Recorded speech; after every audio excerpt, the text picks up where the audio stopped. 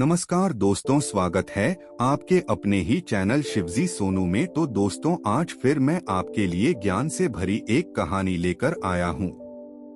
ये कहानी है गौतम बुद्ध और एक दुखी भिखारी के बीच की कहानी है, जिससे जीवन का बहुत अच्छा ज्ञान मिलता है। एक बार गौतम बुद्ध एक गांव में अपने शिष्यों सहित घने पेड़ की छांव के नीचे बैठ थे। आसपास के गांवों से बहुत से लोग अपनी मानसिक समस्याएं लेकर गौतम बुद्ध के पास आ रहे थे। गौतम बुद्ध उन सब की मानसिक परेशानियों का समाधान देते। सब लोग खुशी खुशी अपनी समस्याओं का समाधान पाकर वहां से लौट रहे थे।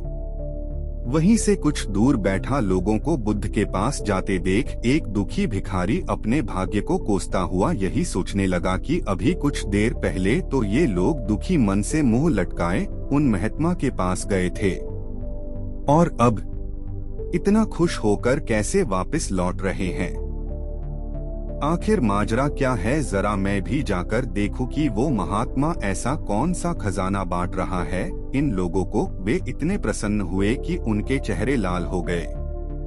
जब वो दुखी भिखारी कुछ नजदीक गया तो उसने देखा कि ये महात्मा तो लोगों को प्रवचन देकर लोगों के दुख का निवारण कर रहे हैं। यह देखकर भिखारी के मन में भी तीव्र इच्छा हुई कि क्यों न मैं भी इन महात्मा को अपना दुख बताऊं।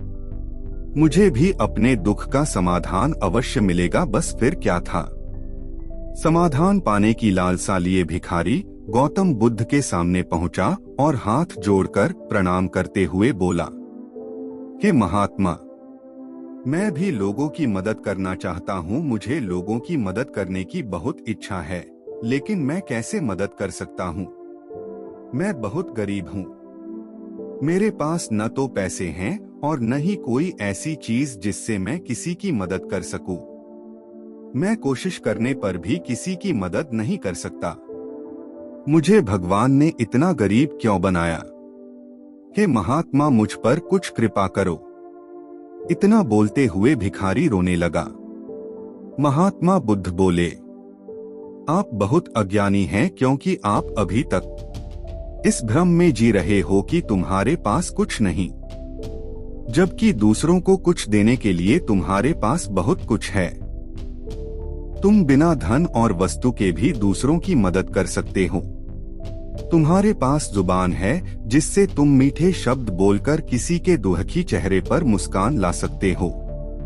इन्हीं शब्दों की ताकत से तुम किसी के भी टूटते हौसलों को फिर से मजबूत कर सकते हो।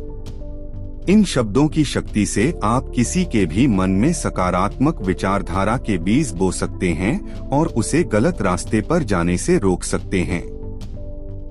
तुम्हारे दो हाथों से किसी भी कमजोर या लाचार व्यक्ति की सहायता कर सकते हो। आपके दो आंखें किसी अंधे को रास्ता दिखा सकते हैं। तुम किसी के लिए दुआ कर सकते हो। यह हो सकता है कि उनके बुरे काम फिर से हो जाएं।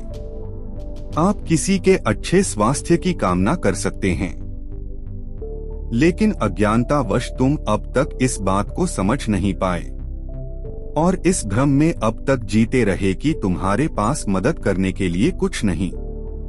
किसी की मदद करने के लिए धन और वस्तु का होना अनिवार्य नहीं है। बिना धन और वस्तु के भी हम कई प्रकार से लोगों की मदद कर सकते हैं। महात्मा बुद्ध के ज्ञान से भरे ये सुंदर शब्द सुनकर भिखारी के चेहरे पर मुस्कान आ गई और वह खुशी से झूमता हुआ वहां से चला गया। इस गौतम बुद्ध के कहानी से हमने क्या सीखा? दोस्तों, गौतम बुद्ध की इन बातों से बहुत कुछ सीखा गया। आजकल बहुत से लोग यह सोचकर दुखी होते हैं कि मेरे पास ये नहीं है, वो नहीं है, बल्कि जो आपके पास है उसी में संतुष्ट रहना सीखें और बिना मतलब के लोगों की मदद करें।